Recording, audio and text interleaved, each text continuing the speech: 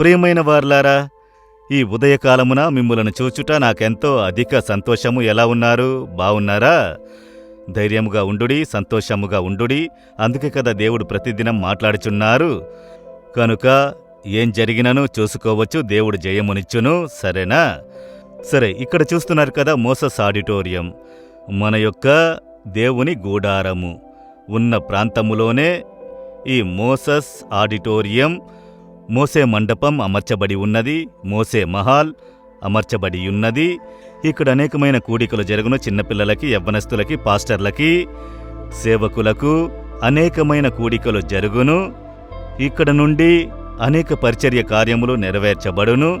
ఇక్కడ నుండి ప్రార్థించదము రండి కార్యక్రమము లైవ్లో మీకు టెలికాస్ట్ చేయబడుచున్నది. అలా ప్రభు ఈ కార్యములను ఆశీర్వదించి అనుగ్రహించారు. ఇక్కడికి వచ్చినప్పుడు వీటన్నిటిని మీరు చూడవచ్చు. ఒక్కొక్క దానిలో దేవుని అద్భుతము ఉండడం చూడగలము. ఆయన చక్కగా గైడ్ చేసి, చేర్పించి, నేర్పించి, అన్నిటినీ చేసి ముగించి ఇప్పుడు పరిచర్య మహిమకరముగా జరుగుచున్నది. సరే, ఈ దినము దేవుడు నాకేం మాటను చెబుతున్నారు అని అనుకుంటున్నారా? హెబ్రీ 10వ అధ్యాయము 35వ వచనములో, కాబట్టి మీ ధైర్యమును విడిచిపెట్టకుడి, దానికి ప్రతిఫలముగా గొప్ప బహుమానము కలుగును. నా కుమారుడా, నీ ధైర్యమును విడిచిపెట్టకు. నా కుమార్తె, నీ ధైర్యమును విడిచిపెట్టకు.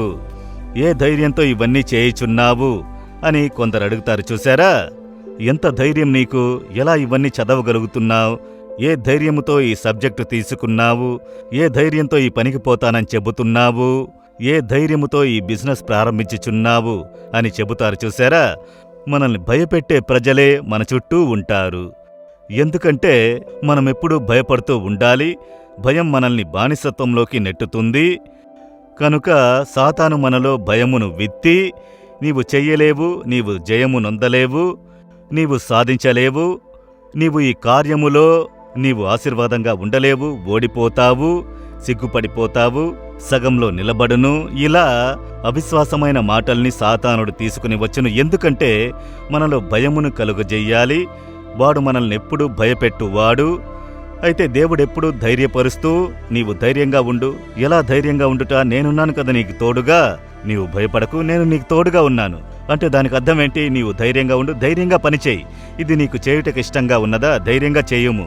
నీకు చదువుటకు అవకాశం కలిగింది, ధైర్యంగా తీసి చదువుటకు ప్రారంభించు, నేను నిన్ను బలపరిచేదను. నీకు వృత్తి దొరికిందా? ధైర్యంగా చెయ్యి. పరిస్థితులను చూడబోకు, అయ్యో ఇలా అవుతుందో అలా అవుతుందో. విశ్వాసము నీకు ధైర్యమునిచ్చును. విశ్వాసము ఎప్పుడూ ధైర్యమును ఇచ్చును, భయమును తొలగించును. దేవుని మీద విశ్వాసము, యేసు మీద విశ్వాసముతో ఉండుడి. మీరు భయపడినట్లుగా ప్రభువు విడిచిపెట్టరు. ఇప్పుడు చెబుతున్నారు, ధైర్యంగా ఉండు, ఎందుకు భయపడుచున్నావు అని దేవుడు చెబుతున్నారు. ఈ దినమున మీ హృదయంలో ఉన్న భయమును మార్చి, ధైర్యపరిచి మిమ్మల్ని ఆశీర్వదించుటకు ఇష్టపడుచున్నారు. మీరు భయపడితే సాతానుడు మీ ద్వారా పనిచేయును. భయమును బట్టి అనేకుల జీవితములను వాడు పాడు చేయుచున్నాడు. కనుక భయపడే పరిస్థితులను వాడు కలుగజేయును. దాని ద్వారా వాడు పాడు కార్యములను ధారాళముగా పంపును. మన జీవితంలో నష్టాలు, పోగొట్టుకొనుట, వేదనలు, వ్యాధులను తీసుకుని వచ్చును. ధైర్యంతో ఉండి చూడుడి. సాతాను ఏం చెయ్యగలడు? నాలో ఉన్న యేసు గొప్పవాడు. ఈ సమస్య ఏం చెయ్యగలదు? యేసు ఈ సమస్యలన్నింటినీ ఊది పారవేయును.